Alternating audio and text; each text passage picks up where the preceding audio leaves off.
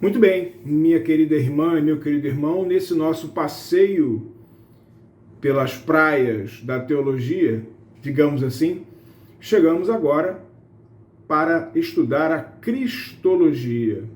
Nosso interesse, o nosso intento de reflexão é tentar entender, compreender, buscar ampliar o nosso conhecimento sobre a pessoa de Cristo, sobre a sua trajetória, a sua missão, fundamentalmente, como nós estamos numa investigação de matiz teológico, tentar entender a sua essência e aquelas circunstâncias que, oriundas desse contexto, impactam a minha vida e a sua vida. A cristologia é um capítulo da teologia sistemática que busca entender a pessoa de Cristo.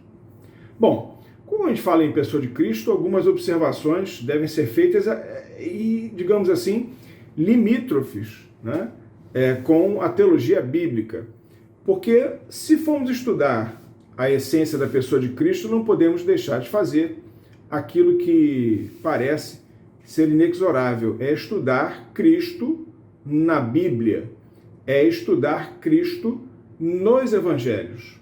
O Antigo Testamento, ele aponta, ele sinaliza desde a época da queda, né, para a pessoa do Messias, para a pessoa do Cristo, de sorte que toda a teologia bíblica, como toda a teologia sistemática, elas convergem para a questão cristocêntrica, Cristo como centro da história e da existência do mundo, como também cristológica, que é o que nos interessa estudar nesse nosso momento de reflexão. Seja como for, nós encontramos em vários aspectos, em vários textos, tipos de Cristo no Antigo Testamento, tipos, protótipos, arquétipos, molduras de Cristo, digamos assim, que vão apontar para Jesus na esteira do que nós cristãos cremos, porque os irmãos e as irmãs sabem, os judeus propriamente ditos, eles não compartilham da nossa visão. Eles até hoje se encontram esperando a chegada do Messias, já que o Cristo que Jesus se ofereceu, se apresentou, vivenciou, não encaixava com a expectativa cristocêntrica ou cristológica do judaísmo.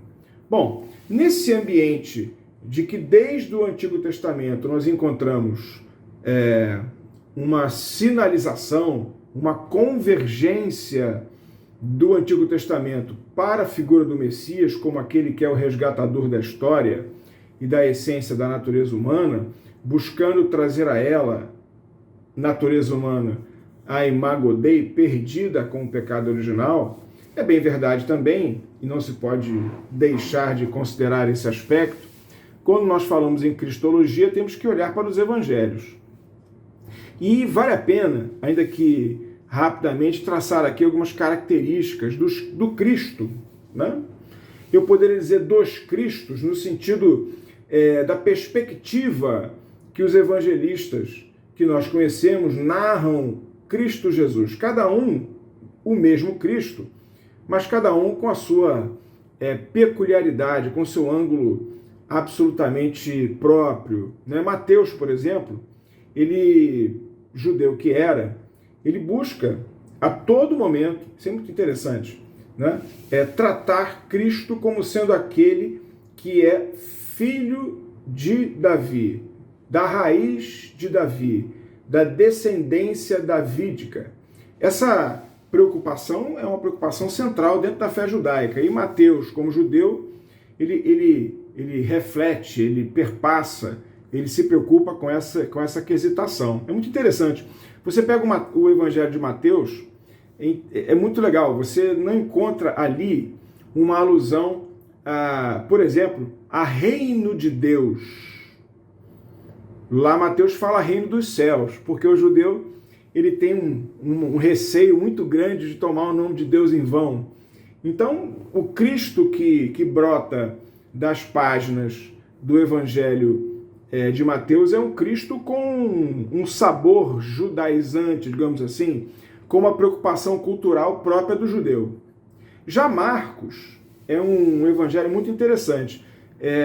Eu posso estar aqui errando, talvez, um pouco, não tenho essa informação vívida, mas eu diria, enfim, e peço aí, enfim, escusas se não estou cartesianamente correto, mas o evangelho de Marcos, 80% dele está dentro do evangelho de Mateus. Marcos, segundo os analistas bíblicos, é um evangelho que é escrito por Pedro, né? Pedro teria sido o escritor, ou Marcos teria buscado orientação, ou teria consultado os relatos de Pedro para poder redigir o evangelho.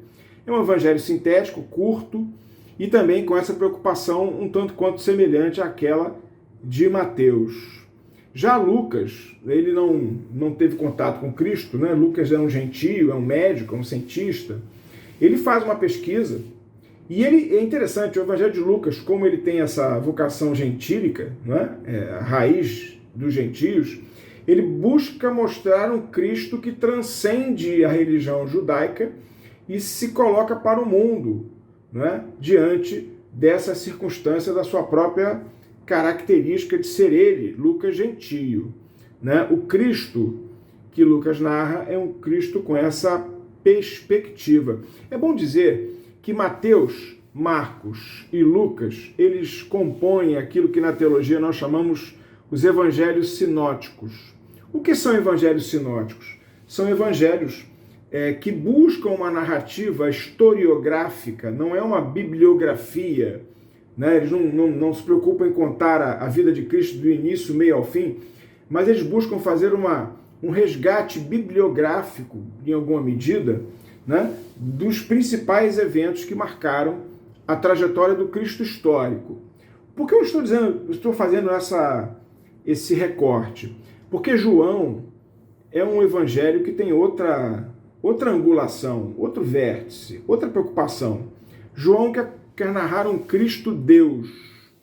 É o evangelho mais teológico de todos. É o evangelho que mais se preocupa com essa perspectiva. É interessante você refletir sobre esse ângulo, porque quando chegar no evangelho de João, ele fala assim, no princípio era o Verbo era Deus, o Verbo estava com Deus. Quer dizer, ele não se preocupa em narrar manjedoura,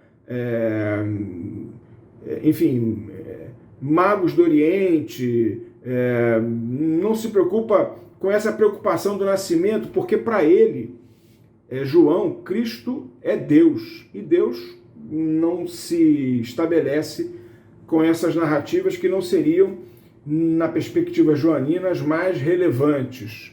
Então João é um evangelho que tem um viés, tem uma ótica de um Cristo Deus, de um Cristo teológico, né? Muito na linha do que nós estamos aqui começando a conversar a respeito da cristologia. Bom, nesse ambiente, né, quando se fala em cristologia e cristocentria, digamos assim, tudo converge para Cristo e todas as coisas gravitam e existem e têm sentido por conta de Jesus Cristo, nós não podemos esquecer de um texto tão conhecido nosso, lá de João 14,6, né? Jesus respondendo a Tomé. Todos conhecem esse texto, né? Vou ler o versículo 5, que é a pergunta, né? Versículo 5, perdão, que é a pergunta de Tomé. E disse-lhe Tomé, Senhor, não sabemos para onde vais, como saber o caminho? E Jesus responde aquela clássica, né, e muito conhecida alusão. Respondeu-lhe Jesus, eu sou o caminho e a verdade e a vida. Ninguém vem ao Pai senão por mim. Aquele Cristo que diz que é a porta, aquele Cristo que diz que beber dessa água jamais terá sede, esse Cristo que andou pela Palestina, não é, falando com mulheres pecadoras, tocando em leprosos, se envolvendo com as situações da vida, esse Cristo diz que ele é o caminho, ele é a verdade e ele é a vida. Porque esse tripé representa a essência valorativa da concepção cristológica que vamos começar a examinar. O derradeiro, nessa abordagem que estou fazendo, e partindo depois para um outro quadrante dela, é importante perceber uma informação, né, que eu confesso recebi lá do reverendo Miguel, nunca mais me esqueci, e de fato a gente às vezes não para pensar ou lê de maneira eventualmente sem o devido cuidado.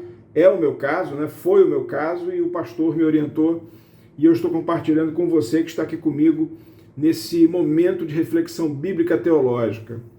Diz o reverendo Miguel, e ele tem razão, porque faz a reflexão à luz do que João está dizendo, né? Replicando o ensino de Cristo. Ele é o caminho, ele é a verdade, ele é a vida. Diz o reverendo Miguel, assim, olha, diz ele, todos os caminhos levam a Deus.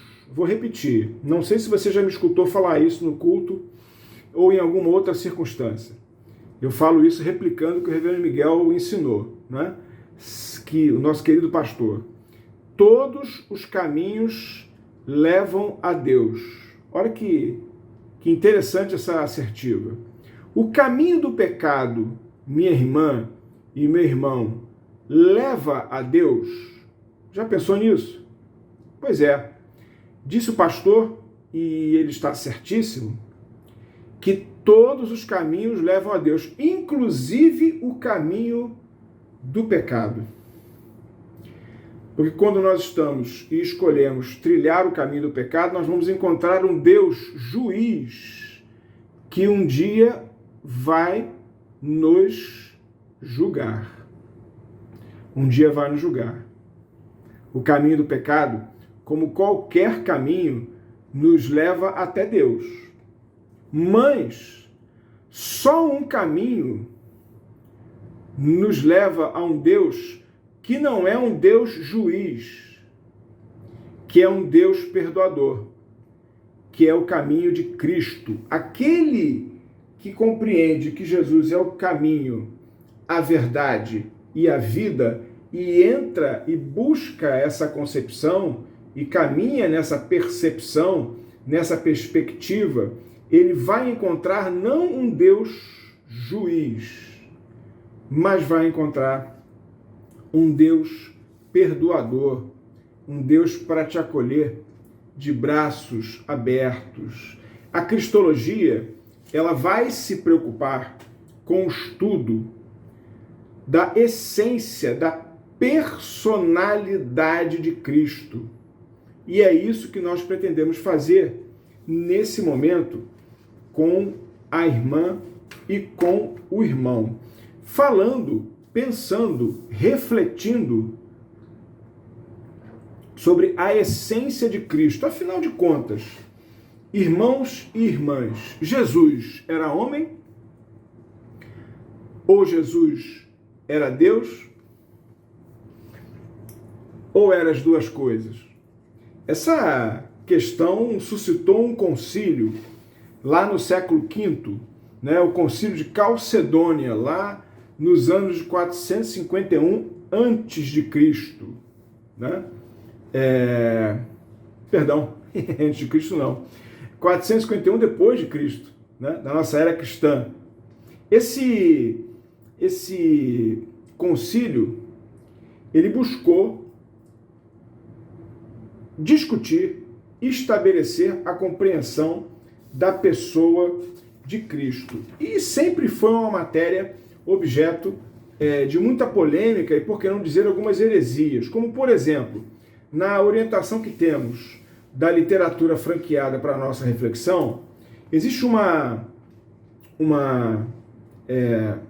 um pensamento de Cristo chamado de monofisistas. Eles defendem que Cristo tem uma natureza só. Os monofisistas. Para eles, Cristo, ele é homem, fundamentalmente, restrito à sua humanidade. Nós temos também, e aí já é o outro extremo, os chamados docetistas. que argumentavam que Jesus, ele era Deus 100%, despido, despossuído de qualquer humanidade. Então, os monofisistas entendiam que Jesus tinha uma essência só, ele era 100% homem, vou assim, 100% humano, vou assim me referir. Já os docetistas defendiam que Cristo ele tinha uma natureza 100% divina.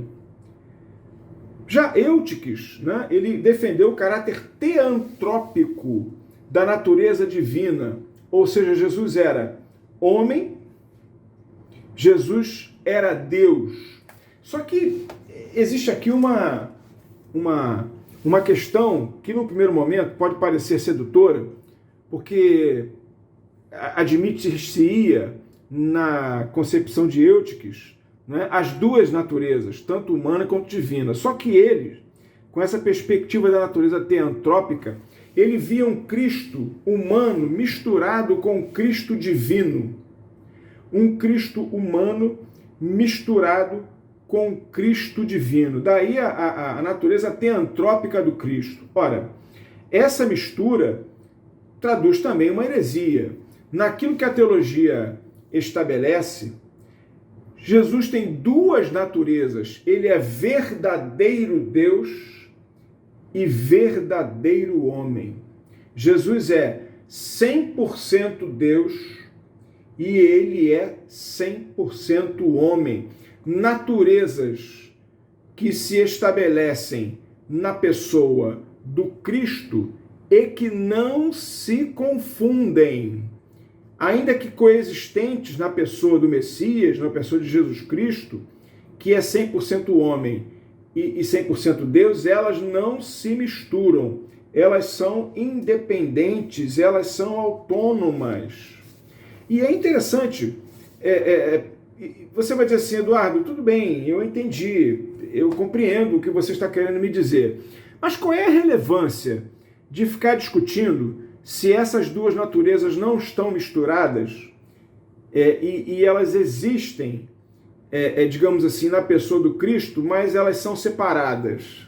Bom, a importância disso, meus irmãos e minhas irmãs, é por conta do plano da salvação.